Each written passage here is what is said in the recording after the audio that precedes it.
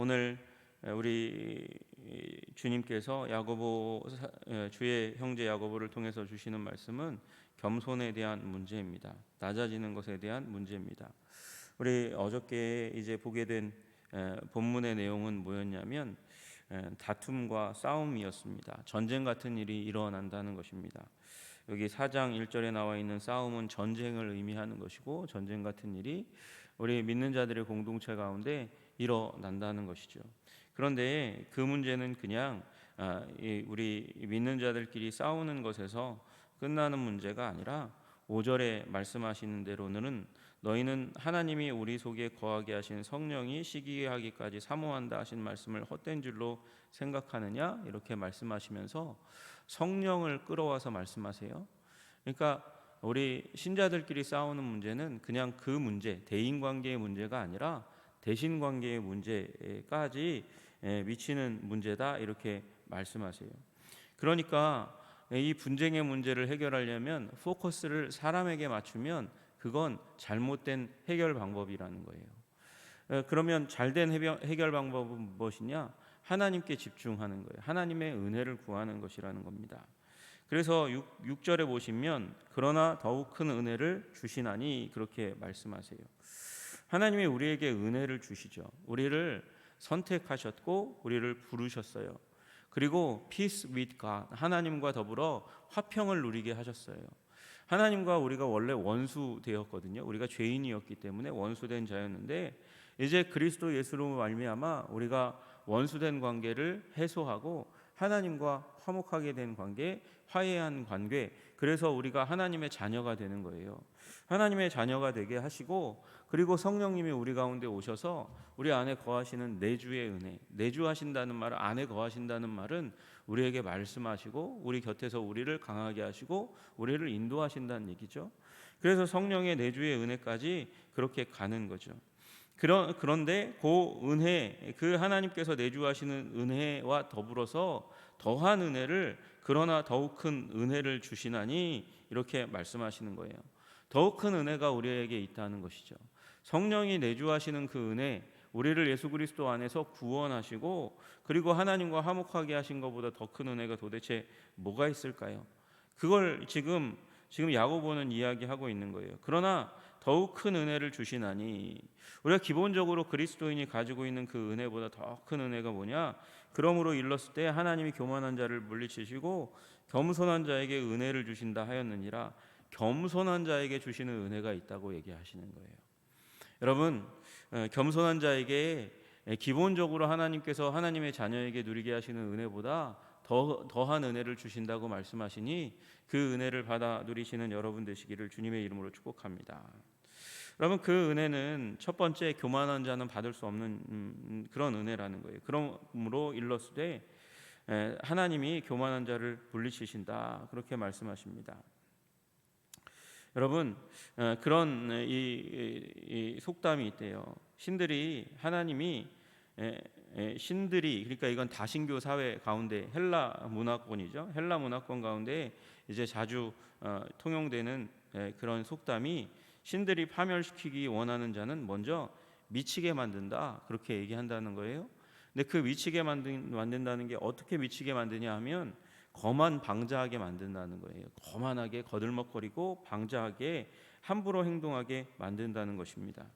여러분, 어디가 그렇습니까? 나라들이 그렇죠. 아수르와 바벨론이 승리하고 제국으로 등장하고 세계사 가운데 힘이 있어지니까, 그래서 교만해지니까 그 큰 권력이 있으면서도 넘어지는 일이 일어난다는 거예요. 여러분, 느부갓네살 왕도 마찬가지죠. 여러분, 그렇게 황제가 되어서 힘이 되어서 그렇게 권세를 갖추고 나니까 자세히 말씀 안 드리겠지만, 그러나 오만방자하게 행하다가 하나님이 그 권력을 끝장내시는 일들이 일어나는 거죠. 여러분, 모든 독재는 지속되지 않는데요. 왜 그렇습니까? 오만하고 방자하고 교만하기 때문에 그렇다는 거예요. 여러분, 그래서 사실은 우리 정부를 위해서 기도할 때 정부가 유지되도록 기도하는 게 좋은 방법이 아니에요. 여러분, 정권이 정치 권력자가 오만방자하면 교만하면 끝장나는 겁니다. 그래서 겸손하도록 위해서 기도해야 하는 것이죠. 여러분, 겸손한 자에게 하나님께서 은혜를 주신다고 말씀하셨습니다. 겸손이 존귀의 전주곡이에요. 겸손하지 않으면 존귀하게 될 수 없다고 말씀하십니다. 또 어떤 분은 말씀하십니다. 겸손은 은혜가 들어오는 문이라고. 여러분, 은혜 받기 위하여 겸손하신 여러분 되시기를 주님의 이름으로 축복합니다. 겸손하면 왜 복을 받을까요? 겸손하면 복 받는 이유는 딱 하나입니다. 예수님을 닮기 때문입니다. 그리고 하나님의 속성이 그럼에도 불구하고 모든 것을 다 가지셨음에도 불구하고 눈높이를 낮추어 우리들에게 말씀하시는 좋으신 하나님이라는 거예요. 여러분, 어떤 아버지가 아들의 의견을 묵살하고 너는 내 맘대로 따라야 돼, 그러면 아이는 빗나갈 수밖에 없습니다. 아이도 자존감이 있거든요. 자아를 형성하고 살아가려면 자기의 생각이 생겨야 되는 거예요. 그런데 부모가 그 생각을 묵살하고 무너뜨리면 아이가 망가지거나 아니면 튕겨져 나가는 일이 일어날 수밖에 없습니다. 하나님은요, 우리를 아시는 하나님이세요. 우리 자녀됨을 기뻐하고 즐거워하시는 하나님이시고, 그래서 우리에게도 맡겨주시는 자유의지가 있는 거죠. 하나님도 맡기시는데 왜 우리가 그 하나님의 맡기심 가운데 온전한 이 지혜를 가지는 자녀로 커 나갈 수 있도록 그렇게 자녀의 눈높이에 맞추지 않을 수 있겠습니까? 맞춰야죠. 의견을 물어야 되고요. 아이가 내 부속품처럼 여기면서 그 아이의 방에 들어갈 때 문을 벌컥벌컥 열고 들어가면 안 되는 거예요. 노크하고 들어가도 되니 물어보고 들어가서 대화해야죠. 그래야 마음이 상하지 않는 것이죠. 여러분, 겸손은 모든 인간관계의 기본입니다. 여러분, 그렇게 겸손하기 위해서 우리에게 요청하시는 것이 무엇이냐면 7절의 말씀, 그런즉 너희는 하나님께 복종할지어다, 이렇게 말씀하세요. 하나님께 복종하라, 순종하라, 그렇게 말씀하십니다. 여러분, 이 복종할지어다라는 말은 질서를 잘 깨닫고 그 질서를 따라간다는 거예요. 여러분, 하나님이 내 위에 있는 분이 맞습니다. 정확합니다. 그래서 하나님이 내 위에 있는 분이라는 것을 명확하게 몸으로, 삶으로 표현해야 하는 거예요. 여러분, 우리가 사실은요, 사람과의 관계에서도 위아래가 있어요. 위아래, 우리 문화권 가운데는 특별히 그것을 명확하게 해주셨어요. 그리고 그 위아래에 있는 부분들을 마음 가운데, 심령 가운데 심어줬으니까 그걸 지키는 게 맞아요.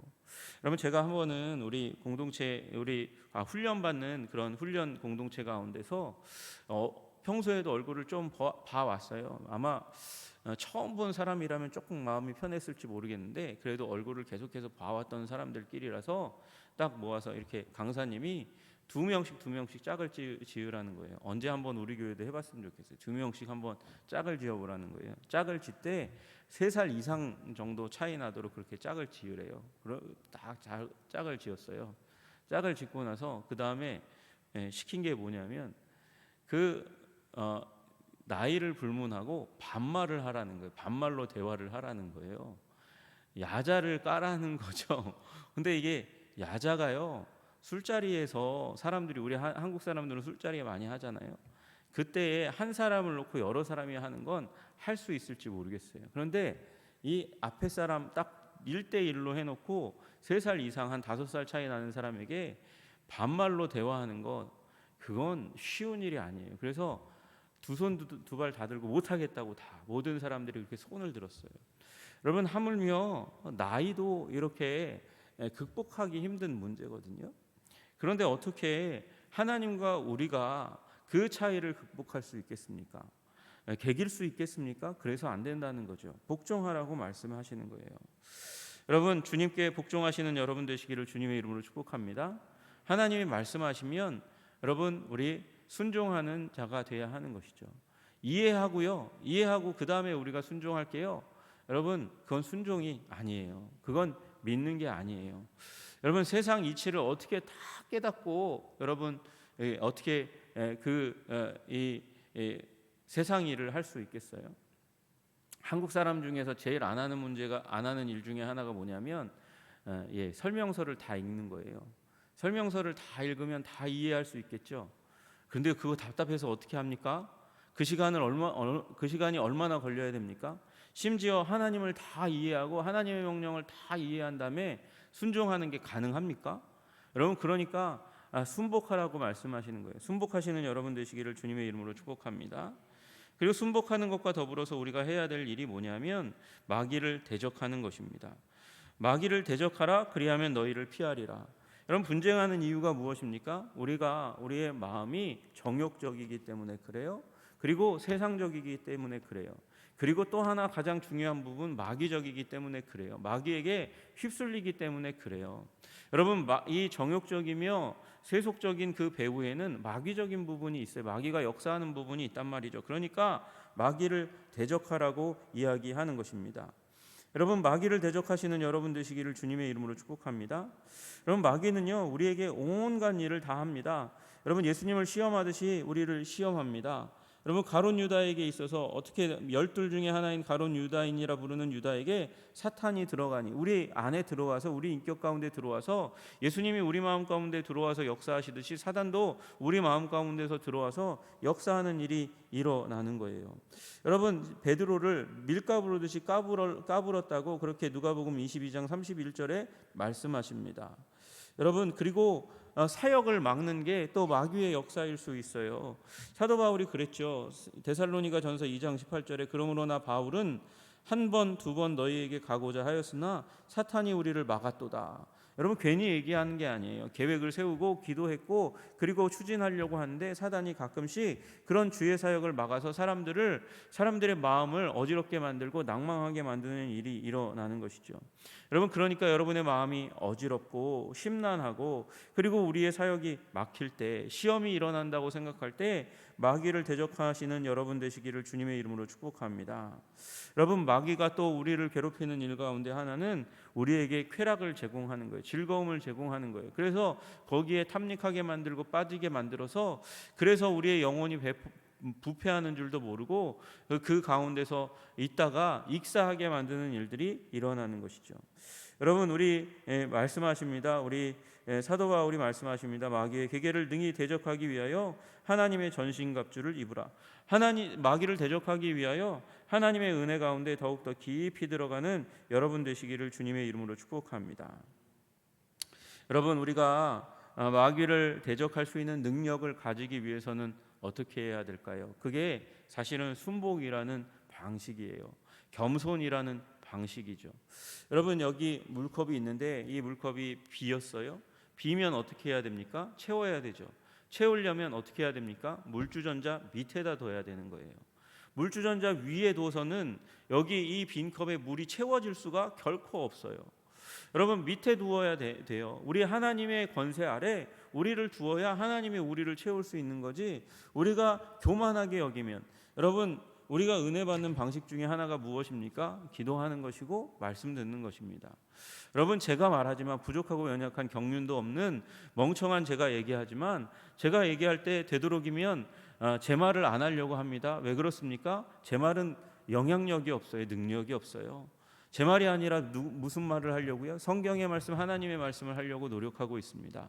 여러분, 하나님의 말씀 아래 나를 두어야 내가 충만하게 되지, 저 따위 얘기를 하고 있어? 저렇게 젊은 사람이 알면 뭘 알아? 그렇게 교만한 생각을 하고 또 자기를 높이는 생각을 하면 여러분, 말씀을 통해서 내가 채워질 수 없는 거예요. 여러분, 제가 부족해도 옥석을 가릴 줄 아는 여러분이 잘 듣고 돌은 버리고 하나님이 주시는 말씀을 선택해서 은혜 받으시는, 충만하게 되시는 여러분 되시기를 주님의 이름으로 축복합니다.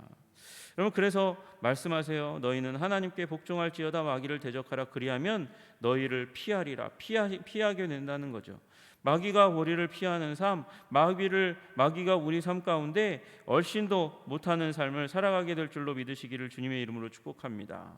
주님이 우리를 가까이 하십니다. 여러분, 이게 구약 성경에도 우리에게 계속해서 말씀하셨던 거예요.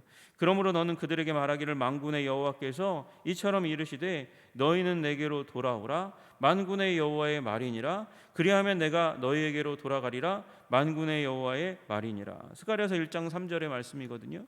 우리가 하나님께 돌아가면 하나님이 우리에게 오신다는 거예요. 돌아오신다는 거예요. 그럼 말라기서도 마찬가지입니다. 만군의 여호와가 이르노라. 너희 조상들의 날로부터 너희가 나의 규례를 떠나 지키지 아니하였도다. 그런즉 내게로 돌아오라. 그리하면 나도 너희에게 돌아가리라. 여러분, 우리가 하나님께 돌아가면 하나님이 우리에게 돌아오신대요. 아니, 하나님은 원래 그 자리에 계셨어요. 우리를 만나 주시기 위해서 그곳에 한 번도 약속을 어기지 않고 거기에 계셨는데 우리가 계속해서 반대 방향으로 가는 거예요. 회개가 무엇입니까? 방향의 전환이에요. 죄의 길로 가던 길에서 방향을 전환해서 하나님께로 가는 게 우리가 회개하는 것이죠. 진정으로 회개하는 길은 하나님께 가는 거예요. 하나님께 가면 거기에 하나님께서 우리를 기다리고 계시고 우리를 만나 주시고 우리를 새롭게 하시는 줄로 믿으시기를 주님의 이름으로 축복합니다. 그러니까 죄인들아 손을 깨끗이 하라 그렇게 말씀하시는 거예요. 두 마음을 품은 자들아 마음을 성결케 하라 그렇게 말씀하시는 거예요. 여러분, 우리가 죄를 우리의 손 행동에서부터 하나하나 떨어내는 게 우리 회개의 방식입니다. 여러분, 나는 마음이 회개했어 그러고 삶을 안 변화시키면 그게 회개가 아니에요.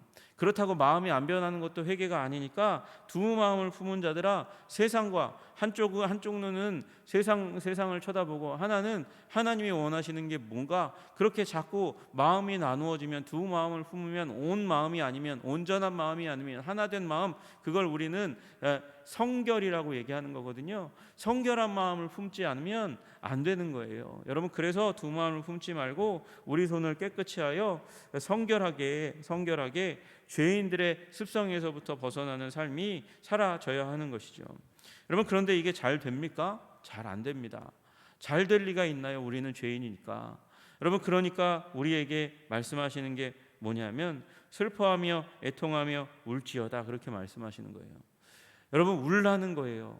통곡하라는 거예요. 여러분, 그게 우리가 잘 안 될 때 하나님의 뜻을 우리의 삶 가운데 그렇게 일으켜가고 세워가기 위해서, 그래서 우리는 명확한 분기점을 만들어야 된다는 것, 터닝 포인트를 만들어야 된다는 것이죠. 그것이 슬퍼하고 애통하며 우는 것입니다. 너희 웃음을 애통으로 너희 즐거움을 근심으로 바꿀지어다 말씀하세요.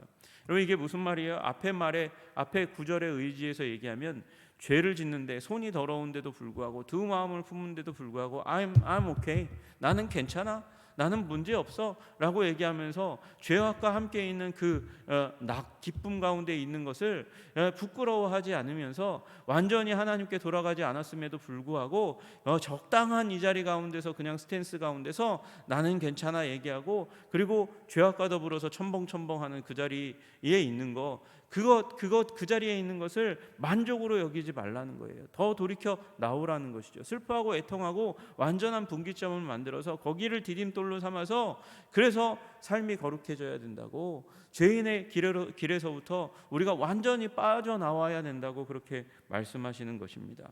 그러면서 마지막 절을 마무리합니다. 주 앞에서 낮추라. 다시 얘기하시는 거죠. 순복하라고 겸손하라고 말씀하시는 거예요. 그러면 주님께서 그것 가운데 은혜를 주신다는 거예요. 6절에 말씀하신 겸손한 자에게 주시는 또 다른 차원의 은혜를 주시겠다고 말씀하시는 거예요. 그리하면 주께서 너희를 높이시리라. 너희들을 높이시는 일이 일어난다. 여러분, 이게 누구에게 일어난 일이십니까? 예수님에게 일어난 일입니다. 예수님처럼 모든 것을 갖추신 분이 도대체 어디 있습니까? 신분이나 그리고 능력이나 지성의 부분에 있어서 예수님은 자기를 전혀 낮출 필요가 없는 분이세요.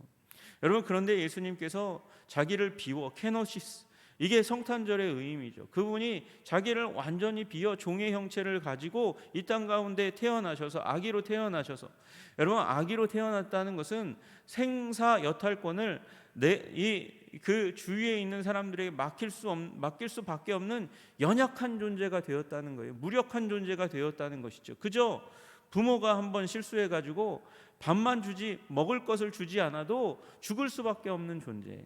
여러분, 우리나라에도 일본에서도 가끔 일어나는 일이 이런 일이에요. 엄마가 정신이 없어요. 바보 같아요.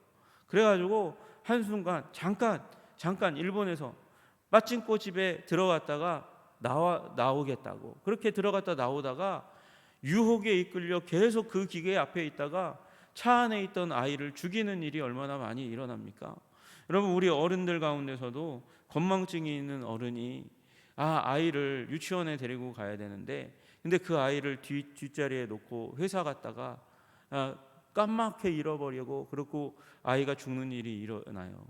여러분 그 앞에 부분은 전자는 죄성에 의한 거고 나쁜 거죠 그거는. 근데 후자는 건망증 연약함에 의해서 일어난 거예요. 여러분 그렇게 이 무능력과 부패와 그리고 무지에 의해서 쉽게 죽임당할 수 있는 악이에요. 악이. 그런 악의의 모습으로 이 땅 가운데 오셔서 무력하게 계시다가 그리고 무력하게 어떻게 보면 제자들이 보기엔 너무나 답답한 왜 있는 권력도 사용하지 않아? 왜 천군 천사를 우리 입장에서는 천군 천사를 동원해서 이기시면 될 텐데 아니 왜 백성들을 일으키셔 가지고 저 사두개인과 바리새인에 대한 반군 로마군에 대한 반군을 일으켜 가지고 그래서 싸우면 되시는데 왜 안 싸워? 예수님이 그렇게 십자가에 무력하게 죽어 가셨어요. 그런데 만약에 거기서 군대를 일으켜서 예수님이 싸우셨다면 우리는 십자가의 예수님, 우리를 위하여 죄를 대신 지신 짊어지신 우리 예수님을 만나지 못하는 거죠. 우리를 사랑하여 우리를 위하여 자기 몸을 버리신 예수님을 만나지 못하는 거예요. 여러분 이 땅 가운데서도 예수님 닮은 사람들을 간절히 보기 원합니다. 여러분 그리고 그러한 사람이 하나님은 다른 사람이 아니라 여러분과 제가 되기를 원합니다. 하나님의 자녀들이 세상 그 어떤 사람들보다 겸손하고 온유하여 순종하고 순복하여 그리스도의 길을 따르기를 원하는 것이죠. 여러분 세상의 길은 교만하게 되는 길입니다. 높아지는 길입니다. 권력을 잡는 길입니다. 그러나 그리스도의 길은 낮아지는 길이고요. 겸손하게 되는 길이고요. 무력하게 되는 길이고 내려놓는 길입니다. 하나님은 언제나 우리에게 묻습니다. 세상의 길을 걸어갈래? 십자가의 길을 걸어갈래? 여러분 십자가의 길을 걸어가야 우리의 관계가 하나님이 원하시는 관계, 이 싸움과 투쟁이 종식되는 관계 가운데 들어간다고 말씀하십니다. 그리고 또 다른 차원 예수 그리스도를 닮는 그런 길을 걸어갈 수 있다고 말씀하십니다. 여러분 십자가의 길을 걸어 세상 가운데 그리스도를 드러내는 우리 한성의 백성들 다 되시기를 주님의 이름으로 축복합니다. 그때 세상이 우리를 통해 하나님의 나라를 볼 수 있을 줄로 믿습니다. 기도하겠습니다. 존귀와 영광과 찬양을 받으시기에 합당하신 주님, 우리를 붙들어 주시고 인도하여 주셔서 하나님 우리가 겸손의 사람, 하나님의 사람 될 수 있도록 주님 도와주시옵소서. 하나님 우리 마음과 생각이 깨끗하게 하여 주시고 우리의 손이 깨끗하게 하여 주시기를 간절히 소원합니다. 겸손하여 하나님이 예정하신 아버지 또 다른 차원의 깊은 은혜 가운데 아버지 우리가 들어가 이 세상 가운데 그리스도를 닮은 자로 하나님이 우리 가운데 오셔서 내가 나를 닮았다, 나의 아들을 닮았다 그렇게 말씀하시는 그 음성을 들을 수 있도록 주님 우리를 도와주시고 권면하여 주시고 인도하여 주시옵소서. 그렇게 내려놓는 자, 십자가의 길을 걷는 자 되게 하여 주시기를 간절히 소원하며 예수 그리스도 이름 받들어 기도드리옵나이다. 아멘.